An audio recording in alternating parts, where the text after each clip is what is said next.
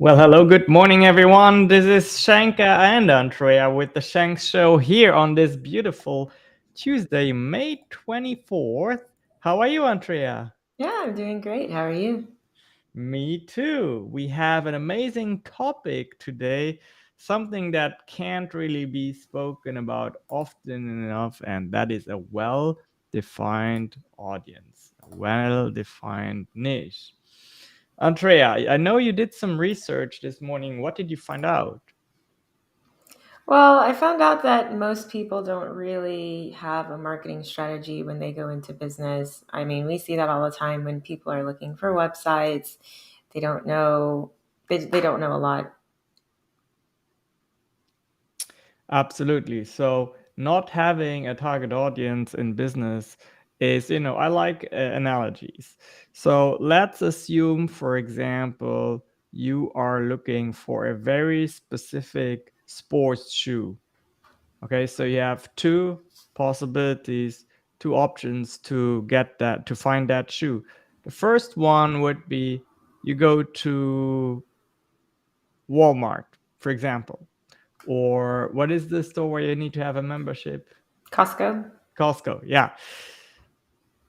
Then the second or option Sam's you Club. right, the second option you have is you go to a foot blocker store, right? If you're looking for a sports shoe. Where do you think you will find your shoe faster, Andrea? And the shoe store. Absolutely. Shoe And that is store. Shoe store. Forgive me. no, and that is really valuable because you will save time, and we all know time is very limited. This is the only thing you cannot generate more of, and also you will most likely get better customer service because if you have questions about the fit, about how exactly you should use it to perform your sports, you'll probably meet a customer associate at a footlocker or a shoe store that will know the answers. Whereas when you do that at Costco, hmm, you won't be able to ask your questions, right? Yeah, I think so. It seems very basic, but it is something that I think a lot of people skip when they're defining their marketing strategy because well, some of them don't even know what they want to sell or what their product is. They have an idea, but they haven't really made a like a formal way of expressing that or articulating what their services or goods are.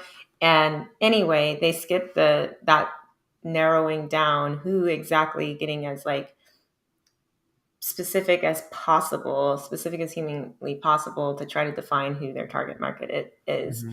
whether it be B2B, so business to business, or business to consumer, which, depending on who you're targeting is going to determine your approach. And then, yeah, it kind of really starts from there. So I do think that it seems very easy, but it's kind of also easy to skip out on too. Mm-hmm. Yeah, and it's the problem is that it is counterintuitive. Somehow we think, well, if we try to speak to everyone, we reach more people. And Mm. if we only speak about that narrow niche, we reach less people, but we want clients, right?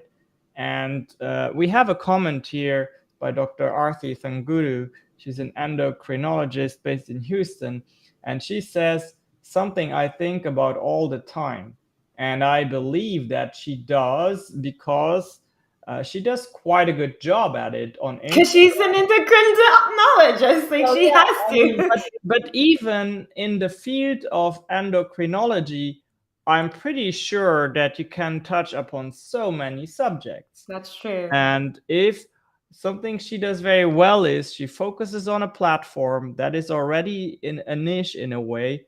I believe her strongest platform is Instagram. Correct me if I'm wrong, Dr. Thanguru.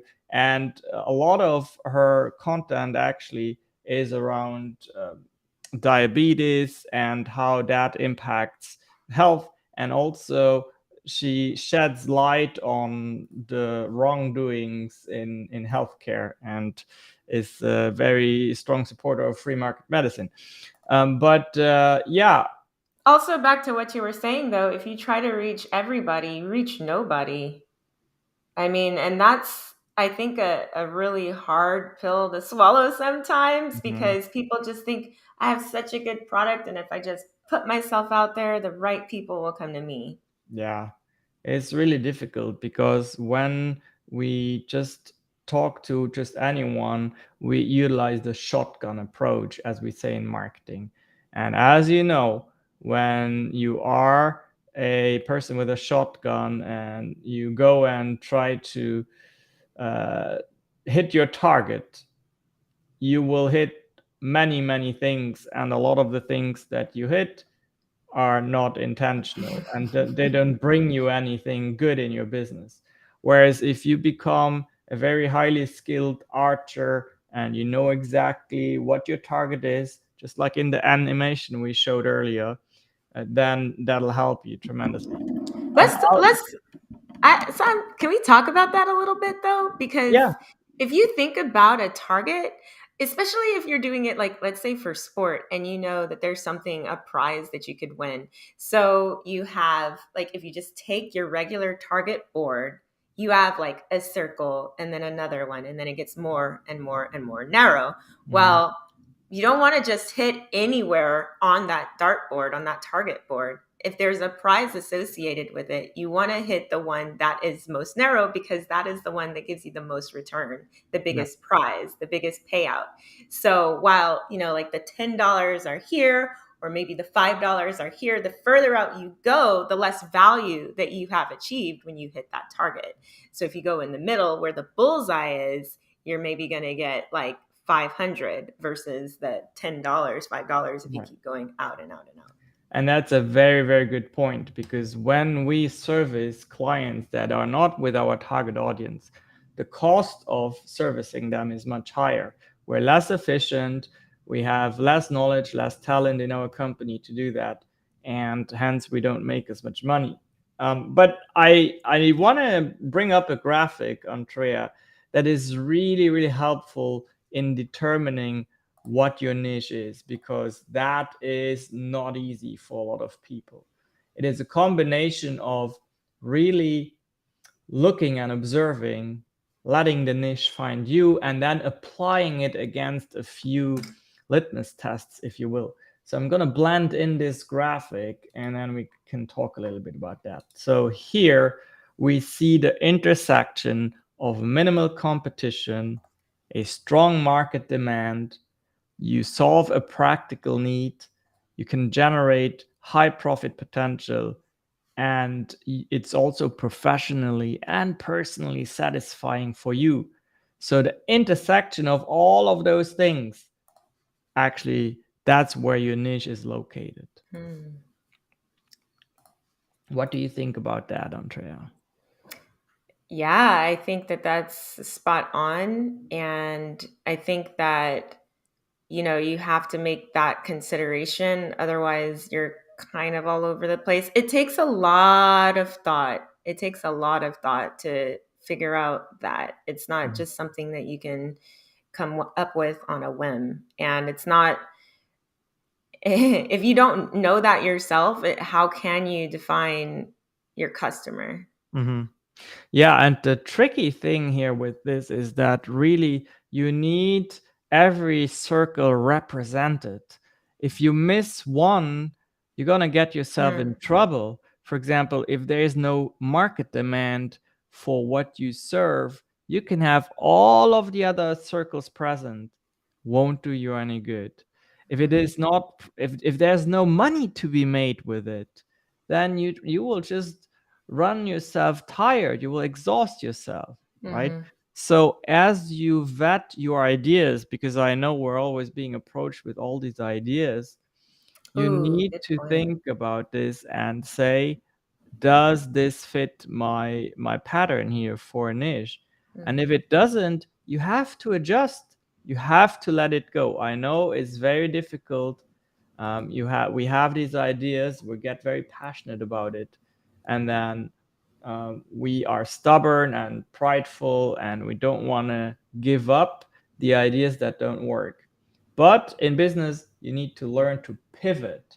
Okay, so you need to use your skill set and expertise and adjust it in a way where the circles do get met. All right. All Well, right. I got to take I know. off. Yeah, I know, Andrea, you need to take off. I'm gonna take a few moments to talk about Bye a bye. webinar. Bye bye, Andrea. So in our field of expertise, healthcare, there is something to be said about having a niche as well.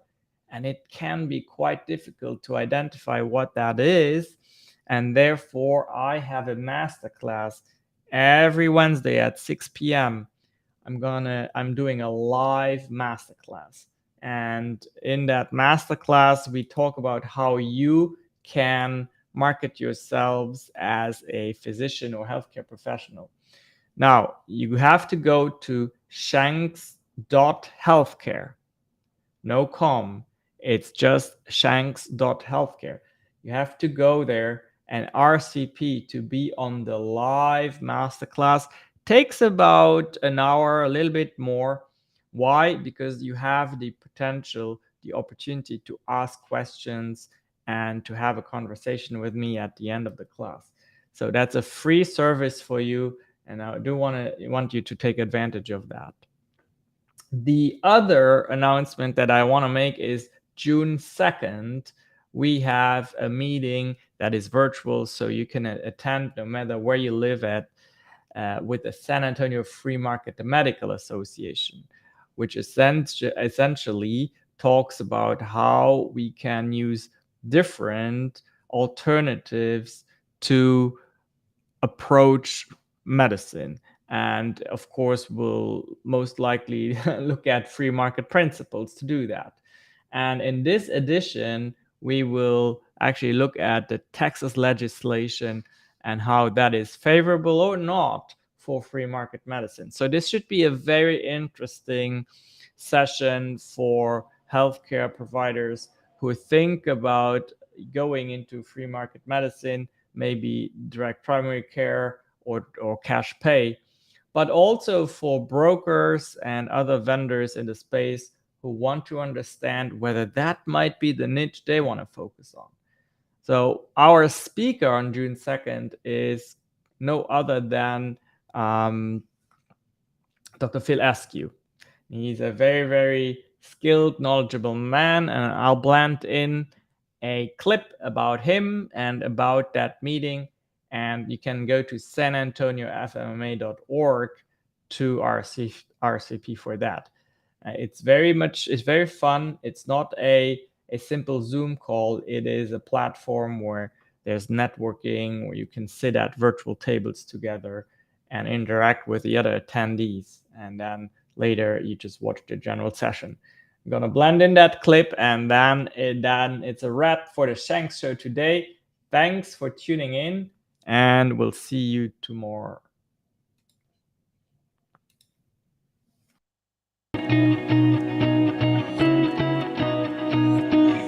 It's fascinating to me that these laws were ever passed. They were federally encouraged, so a lot of them are very, very similar from one state to the next.